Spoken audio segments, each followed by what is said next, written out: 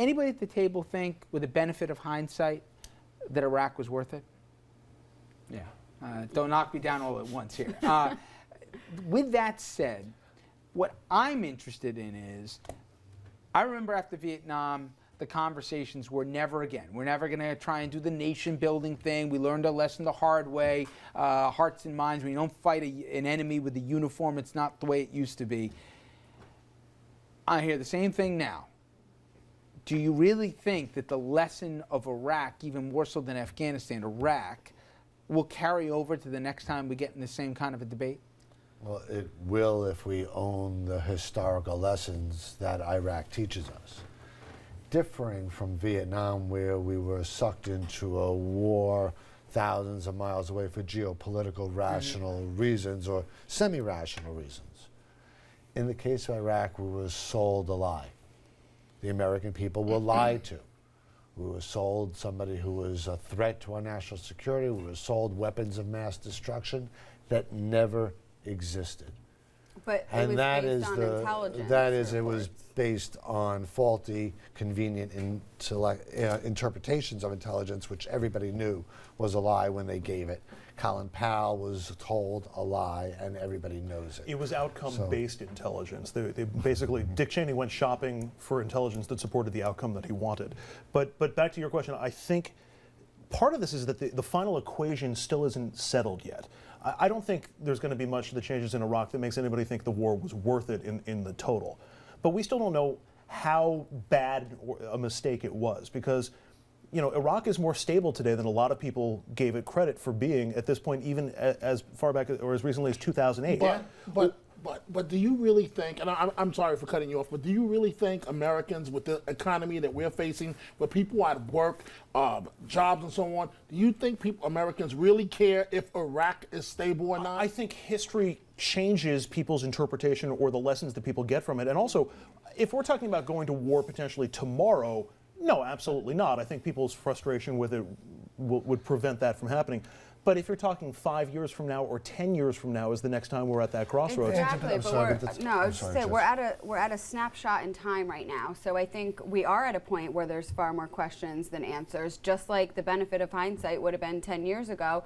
If we had known that the intelligence was faulty at that time, would we have gone in? I don't know, but Congress also agreed, Democrats and Republicans both agreed in Iraq. But there wasn't. But wait a You minute. know where and 2003 was. No, but we all exactly. wanted to But it believe. was right after 9/11.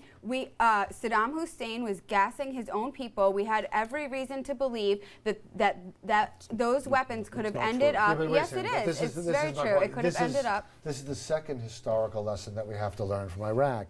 It's not just this case, and will we see what happens in 15 years with this case. It's the United States having a history of the last generation, whether it's the invasion of Guatemala or the overthrow of Mossadegh in Iran. There's a history in certain regions of our world where we've done armed interventions or covert interventions, which people remember as part of their culture and their history, and it plagues us I heard for a great their line from a next guy at generation. West Point who said, to think that you can win hearts and minds at the end of a gun, it doesn't work out that way. But I thought really interesting, Jessica, isn't around this anniversary the voices that you'd expect to say, never again, big mistake, etc.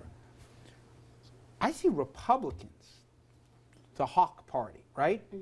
I mean, even at CPAC and whatever else, saying, time out here.